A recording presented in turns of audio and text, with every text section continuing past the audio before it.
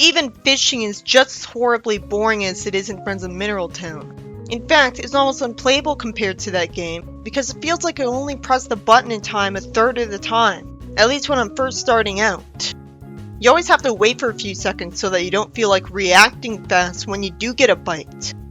But this time, I feel like I have to hold down the button too much after I have to press it. And most of the time, I just fish up trash because I have to level up the rod. It's sad when the 8-bit Harvest Moon 2 did fishing the best. At least it doesn't drain tons of stamina making you take forever to reel in fish. It's very arbitrary that the fishing rod can't be upgraded with Wonderfuls. You're left having to fish a lot to upgrade your fishing rod. It's horribly discouraging to fish when it's first level. While it's obviously great that the game got rid of the experience bar requirement for most of the tools, why did it keep it with the fishing rod of all things? Even in the winter, my stamina is drained from mining by the afternoon. And the game forces players to have to ship 100 fish to get a sunstone. You can't even plant trees in most places and raise people's affection like Magical Melody. Why is there an island dedicated to it? Why can't I buy grape seeds right away? In the other games, you could buy seedlings from the start. You can only plant rice on that rice island. In a Harvest Moon 3, you could plant that stuff on your normal field. Much like how I was happy that it only takes one day to have something built by the lumberjack, I was pleasantly surprised by Fruit Island. I don't have to use the hoe to till the land before planting a fruit tree. Although it's still arbitrary bullshit that I can only plant trees on one island now. But at least it only requires me placing one material to create a fence around a tree, somehow. That fence magically protects the tree from typhoons and blizzards. But only gold lumber makes a fence that always sticks around. What were they thinking forcing you to water all the fruit trees every non-rainy day? You're forced to water them all one at a time, no matter how great your watering can is. That's agonizing. Really? At least after they're done growing, they can't die of dehydration anymore. I also have to ship enough tree crops to get sunstones, when it always takes forever to get the trees to grow. The cooking system, even that was broken, because at first, there's always a chance of failure every time you try to make a recipe, even if you know you followed exactly right, because the only way to make a recipe is to choose it in the list after unlocking it. Imagine having to save before every time you want to make a recipe. Well, at least you can save wherever you want again. You can still save and reload wherever as long as you're not on Meadow Island in a festival. I had to look up a guide to find out that you can earn new recipes by giving ingredients to the person in the cafe behind the counter. Once you know about it, it's the most convenient way to get recipes in the series. I needed a guide to get all the recipes, so I took until year 11 to bother. That's how padded out completing the game is. Of course, there's no list in game listing every ingredient that he won't say, "I can't think of anything to make with that" about. And no checklist telling you not to offer an ingredient anymore. Worst of all, for no reason, you have to save before every time you give him a recipe, because there's like a 40% chance of him failing. And you can't even ask him to try to cook something again after that for the day. And you can only get a new recipe from him once a day. After that, he somehow makes the lame excuse that he's too tired to cook again, even though he's still able to man the desk just fine. I have an idea. Why can't befriending random villagers give you some of those recipes, like in Friends of Mineral Town? Why can't I just cook something based off a recipe I saw on the internet for the game and always succeed, like in Friends of Mineral Town? It overcomplicates and overwhelms you by asking if you want to use the most fresh ingredients or the biggest ingredients or just let me cook already. There's also random fishermen and miner characters that don't even have character portraits in this village. So that started with this game. This game has me give up on earning money legitimately after I bought all the sunboxes in the greenhouse, because I knew that it would take so many seasons of the game to buy everything from Ganon's shop that my motivation for playing the game plummeted. It took me all season just to afford each sunbox, because it's almost a million G. Upgrading the toolbox to Mythic Stone costs like 5 times that. But at least you can open toolboxes from the side again. And you'd have to get the Mythic Stone, which requires a guide to know which floor of the mine to rush to get to it. You can also get Mythic Stone from Animal Island's mice. To get all the heart events with Elisa, you need the Harvest Goddess at 9 hearts. As if it's not bad enough that she rejects your proposal after all of them. So she's just put in the game to troll people. And Chelsea doesn't have a favorite gift for no reason. Again, artificial longevity. On the first playthrough, I married Sabrina.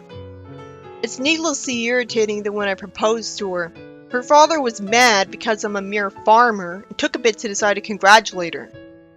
I also don't like that when I go in the house in the afternoon sometimes, Sabrina gives me a meal. It sounds nice that your wife realistically gives you lunch. It just wastes my time with an unskippable cutscene. At least it's kept to lunch. It's not unavoidable like it would be if it was breakfast. It's good that she gives you a wide variety of random different things for lunch. Because she sort of helps with getting one of every recipe shipped. If you don't care about that, it's not good, because it'd be better if she gave you something that restored the most stamina. I guess I like that Martin gets more cats the more you befriend him. And Martin also has a different looking cat among the others. And at the end, Slater has a white dog and a dark gray dog. When you're married, at the start of the day on the Harvest Goddess Festival, your wife wants you to come with her to it. And if you don't go because you want to sleep and not waste a bunch of time at a festival that's always the same, which is how most people will want to play the game, you lose an entire heart level with her. So that takes a couple of days' worth of gifts to make up for her. Giving a gift to your wife is needlessly tedious since she's programmed to walk around her house in a circle for no reason. What was wrong with Harvest Moon 64 where she just stood still?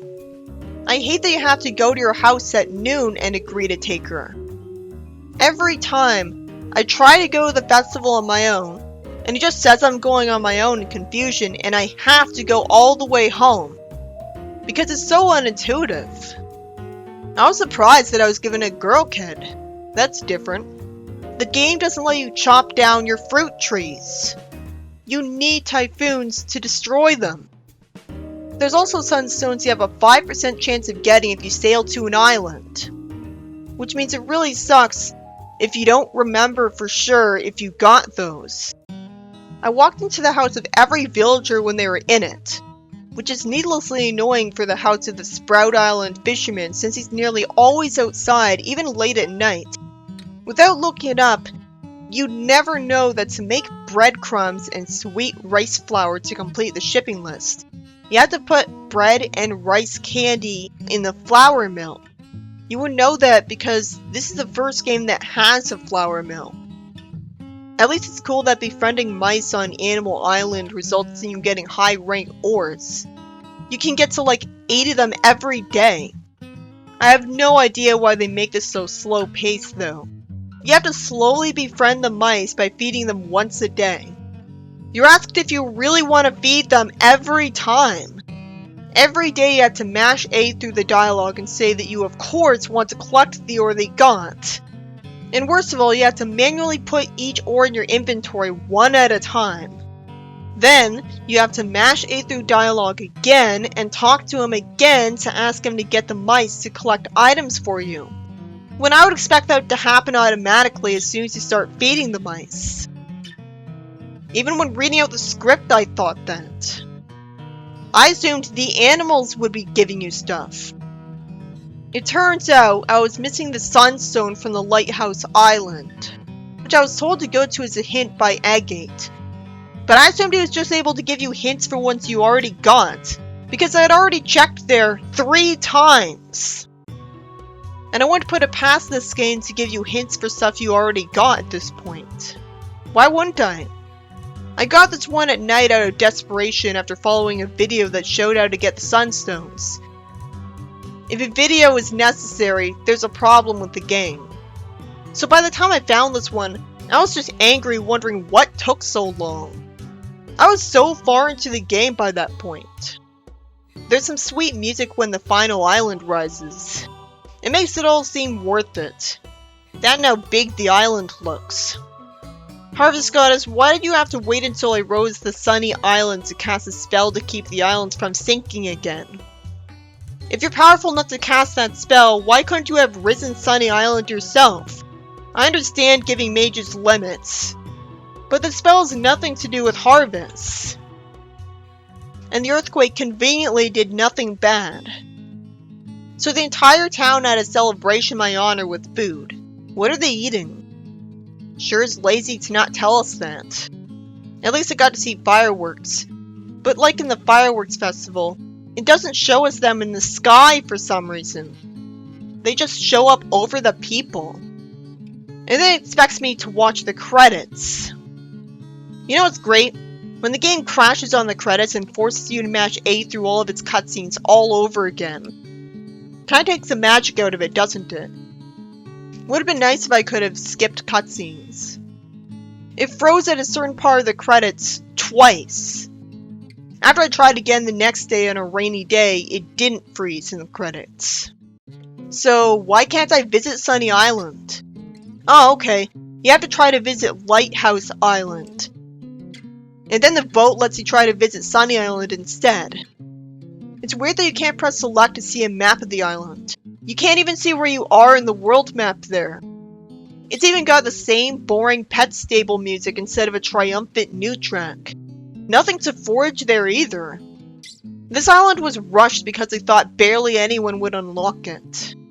At least there being almost nothing to do means it doesn't drag your days out with more stuff to do. Wada gives you a random food item when you talk to him in his actual house there. That's nice. But you have to do so much walking to get there. There's too much empty space in this jungle island with nothing to do. And because there's no map, it's really easy to get lost. And it's horrible that you can't even use the teleport stone on Sunny Island. That's upsetting when you get lost and aren't sure how to get back to the boat to escape because the whole island looks samey. It doesn't look like you can go south to get to the grass leading to the bridge back to the boat, but it is grass you can walk on. Oh, look at that. The lighthouse never gets fixed. I was looking forward to that for the entire game. A lighthouse would be the perfect place to have to put the sunstones. The Dog Festival and Cat Festival are unplayable. Having it so that I picked up all 40 mushroom types took forever. It literally takes months in game. It's such fake longevity. And to think, there's an inferior version of this game where you're forced to put up with all these problems while being unable to use buttons for the controls. Why would they make a phantom hourglass of Harvest Moon? I read about how unresponsive and accident-prone that game really is. So that was Sunshine Island. I'd be pretty surprised if any Harvest Moon game after this was worse than it. Because I really doubt they're bringing the weather system back. Or the tool upgrade system. Everything's worse and the game's slower. Except in terms of text speed and putting stuff away automatically. Unlike in DS. DS is a way better game to play than this.